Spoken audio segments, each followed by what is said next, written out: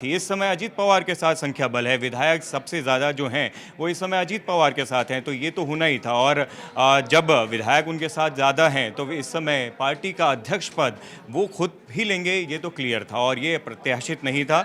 और धीरे धीरे और भी चीज़ें दिखाई देंगी क्योंकि लगातार दोनों ही जो गुट हैं, शरद पवार गुट और अजीत पवार गुट, उनकी तरफ से शक्ति परीक्षण एक तरीके से दिखाया जा रहा था। जिस दिन से ये घटना हुई है, महाराष्ट्र में उथल पुथल मची है रविवार के दिन से, तभी से शरद पवार अपनी तमाम कोशिशें कर रहे हैं। वो कोशिश कर रहे हैं कि कैसे विधायकों को, सदस्यों को, पार्टी के वरिष्ठ नेताओं को अपने साथ ले सकें। लेकिन आज जिस तरीके से एक ही समय पर लगभग दोनों ही गुटों की जो बैठकें थी, उसमें ज़्यादा विधायक अजीत पवार के साथ दिखाई दिए।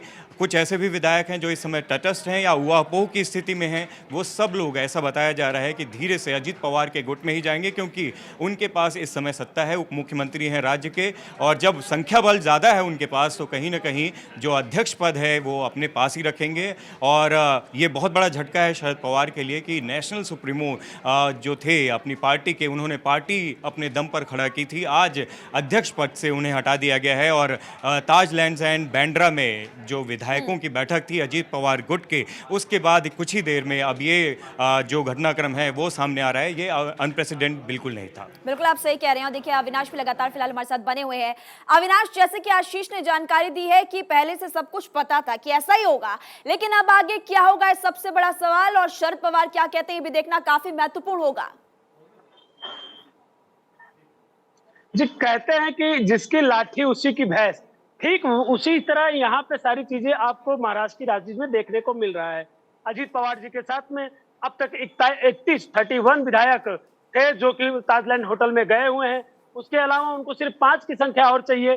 5 की संख्या हुई तो उनका 36 संख्या हो जाएगा आराम से, जिसके बाद वो बहुमत सिद्ध कर लेंगे। इसके अलावा अब जो अन्य नेता भी हैं उनके साथ जो अभी रुके हुए हैं, वेट एंड वॉच में है कि कहीं ना कहीं अगर ये निर्णय हो जाता है कि अजीत पवार ही सर्वोसर्वा हैं अब, तो हम उस तरफ मुड़ जाते हैं। वो ये प्रयास कर रहे हैं कहीं ना कहीं कि शरद पवार जी का मान सम्मान भी बचा रहे और अजीत पवार जी के साथ में जाके सत्ता में काबिज भी हो जाएं। तो इस तरह के वो वेट एंड वॉच में लगे हुए हैं। और ये तो जाना ही जा रहा था कि जैसे ही शरद पवार जी बहुमत नहीं साबित कर पाएंगे तो अजीत पवार जी राष्ट्रीय अध्यक्ष बनेंगे ही बनेंगे। और इसको लेकर काफी उठापड़क पहले जरूर हुई थी, लेकिन ये पिक्चर साफ थी कि जिसकी लाठी उसकी भैंस वाली कहावत इस पे सीधा सही सटीक बैठ रही। जी बिल्कुल आप सही कह रहे हैं। यानी कि आशीष, अगर देखा जाए तो जैसा कि हमें शिवसेना के समय देखने को मिला था पॉलिटिकल ड्रामा, आने वाले समय में ये और सियासी सरगर्मियां महाराष्ट्र में देखने को मिल सकती है। और आने वाले समय में ये भी बताइए कि 2024 में इसका किस तौर पर असर देखने को मिल सकता है। आशीष, देखिए, इसके दूरगामी परिणाम होंगे और ये चीज़ सभी को मालूम है, खासकर बीजेपी जो कि इस समय सबसे बड़ी पार्टी है महाराष्ट्र में, उसको ये पता था। इसीलिए एक तरीके से पहले शिवसेना का उसने वर्टिकली 2 फाड़ में डिवाइड किया और उसके बाद एनसीपी।